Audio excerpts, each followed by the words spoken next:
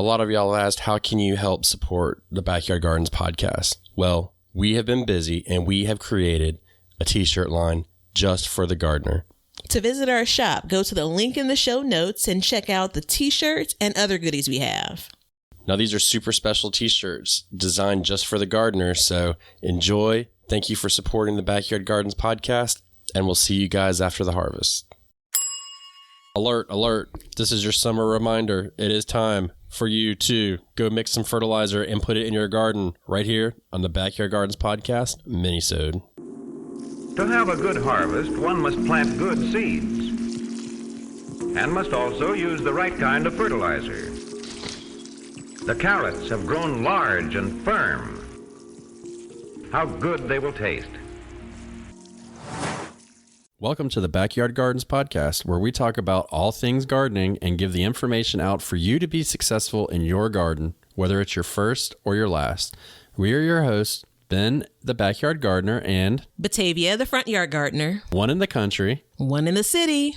Now get ready as we dig deep into this wonderful world of gardening as we learn to grow and grow for change. All right, it's time for the Backyard Gardens podcast Fall Seed Giveaway. To enter, go to backyardgardenstv.com, enter your email address, and be sure to do that before August the 1st, 2021, when the giveaway closes. Good luck. I'm still pissed.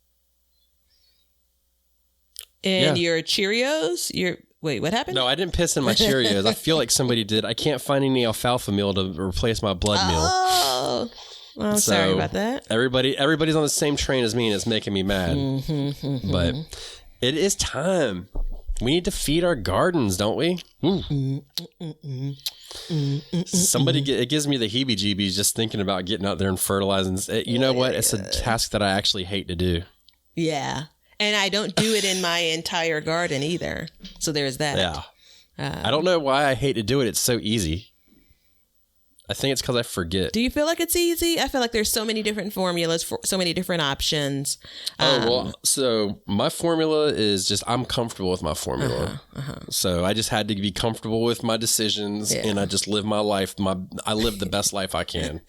Well, that's the whole intention here, is making sure that you've come up with a plan, a schedule, so you don't have to try to think this through every couple of weeks or every week or every month or every hour on the hour, right? So fertilize. Yeah. So what are you using? So I am doing the liquid fish and seaweed, the blue label for Neptune's harvest. So I'll be doing that continually through the summer, every 14 days or so about every 2 weeks.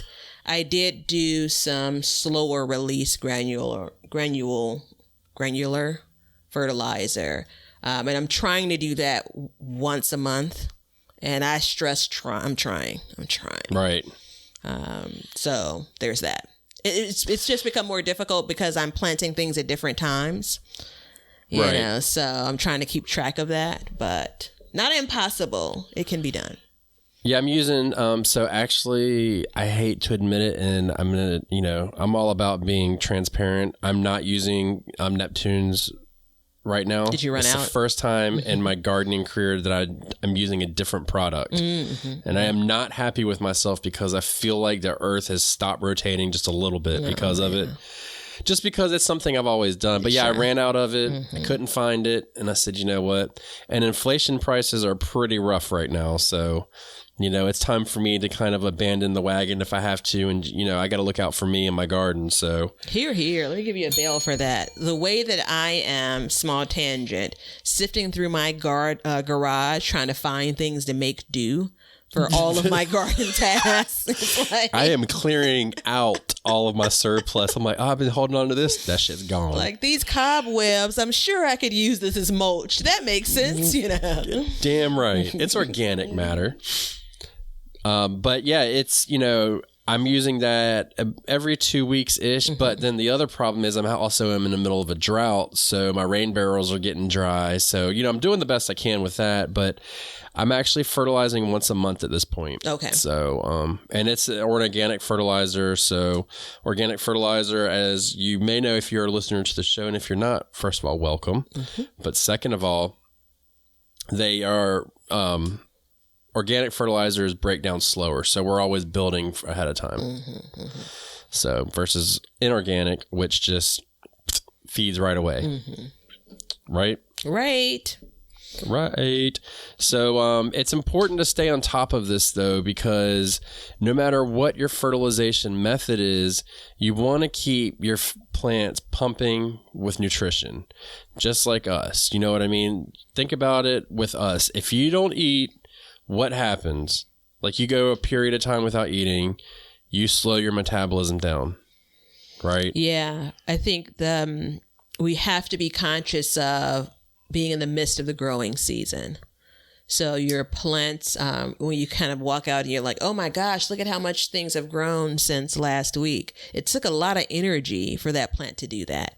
It's a bit wiped, it's wiped out a bit. So it's going to need a little bit of a boost of sorts. And your smiling face and your singing voice doesn't do a damn thing to make it grow. I hate to tell you, but it's all about that nutrition. Now, it might give it that little extra push to give it another flower blossom or something, but it ain't going to give it that growth spurt that you're looking for. So. Or it makes it feel loved, and sometimes that's enough to get through the day. That's right. That is enough. So, fertilizer recipes, my goodness. Yeah. That's a toxic road to get down. Especially in a Minisode. Yeah, I can give you my basic is a well-balanced fertilizer with a high nitrogen component added to it. And right now I'm adding a phosphate component to it to help with the fruiting. And that's just because I have leftover stuff for the phosphate. But other than that, like, it's not overly complicated. You could get away with just using a well-balanced fertilizer too. Yeah, and all-purpose is what I'm going with for the granular.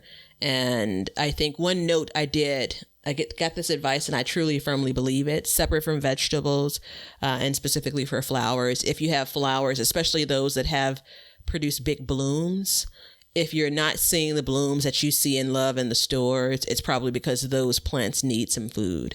So don't forget about what would you give them? Fertilizing those flowers as well. So I'd do, and I've done this before because this is what I have, a liquid fertilizer.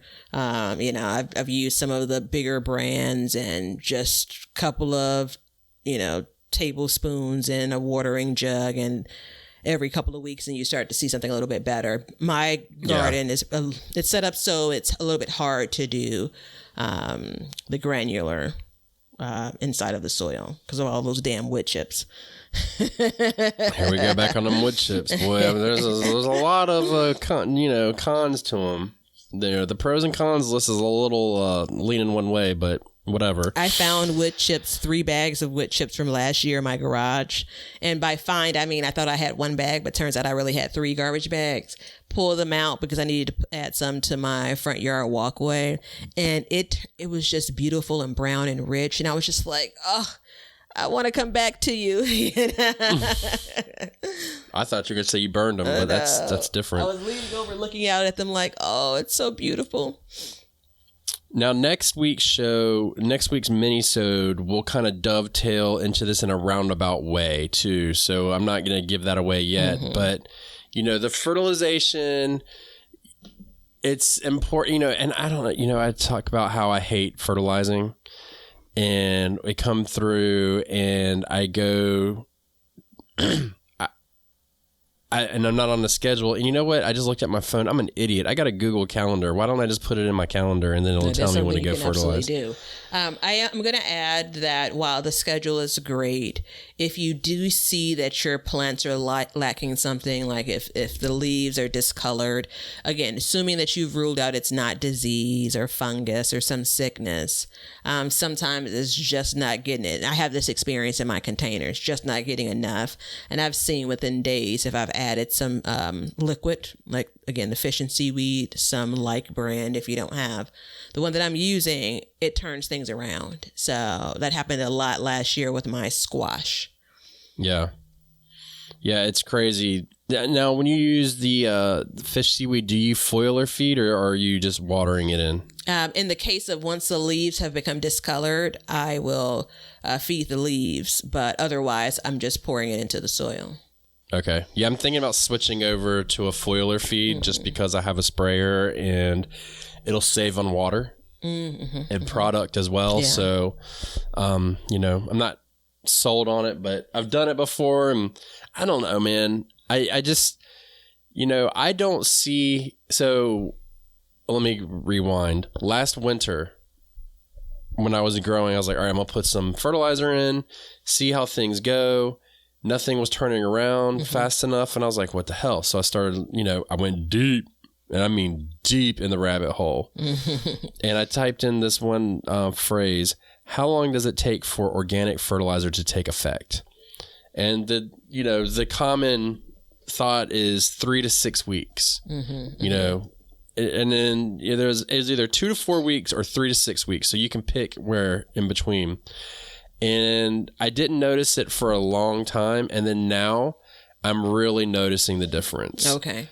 You know, because it's built up in there now. It's built up and things are using it. So, because I was looking like with you, but I didn't use the fish seaweed. So that was the big difference. I was out and I didn't want to use it in the wintertime because if it froze or something. And, it didn't work. It didn't turn stuff around as fast as I wanted, but at the same time, if you needed to do something, you could get something like a Miracle Grow type inorganic fertilizer and water, you know, to the specifications, and it will feed that plant as soon as it hits the roots. Yeah, the thing is, it feeds it for a period of time. It's kind of like rations to a degree, right? Yes. So you put that down on, you know, August the 1st, let's just call it, and it's gonna feed. You're gonna get that, oh good, my belly is full now, I've been waiting on this, my bones feel better. And then in a few weeks it's gonna be like, oh, I could hear the creaking in my bones again. Bones being plants, get it? Yeah, I know. This gal is just so clever. Yeah, you know, that's the part that's frustrating for me when it comes to fertilizing. And I know it seems silly and selfish, but it's like, I got to come back around and give this to you again. Haven't you had enough? And the answer is no. It's consistency. It's consistency. It's, you know, it's always having it available for when it needs it within reason. I mean, now it is possible, very possible to overfeed. Now with the organic, it is a little bit harder, but it is, I mean, you can't just go out there and dump a bag of, you know, a 30-pound bag in a pot and be like, no, it'll be good no matter what. You know, you can't do that, but it's, you know, it's just part of, you know, being consistent, showing love to the garden, and it will reward you tenfold over time, you know, and you will have healthier plants that won't be as susceptible to diseases, because that is a big thing. They will not be susceptible to diseases if they are nutritionally taken care of, just like us. Yeah. If you go and you're immune compromised because of something, you know, a lot of times like marathon runners and stuff like that are known to get colds and stuff like that because their immune systems are suppressed. Every time I ran a half marathon, every time. Yeah, sick afterwards. I got sick afterwards. Yeah. So now that I don't run them, I don't ever get sick. But I also wear a mask everywhere I go. So it's a whole combination of that. So read the directions carefully. There are only like 2 or 3 sentences. Most of the granular ones tell you not to put it on the plant, not to put it, you know, by the stem of the plant. You know, it's at some distance from the plant, you know, and then water it in thoroughly. But take a look at the package for the ones that you've bought. Yep, give it some space. Drip lines, which is where the the water drips off the leaves. Woo. I got my you, though. voice left me. I know. I got you, though. So everybody stay consistent and fertilize. Keep those plants happy and enjoy, man. Enjoy this time of year. Enjoy your garden. Okay? And until next time. See ya. Thanks for hanging out with us today.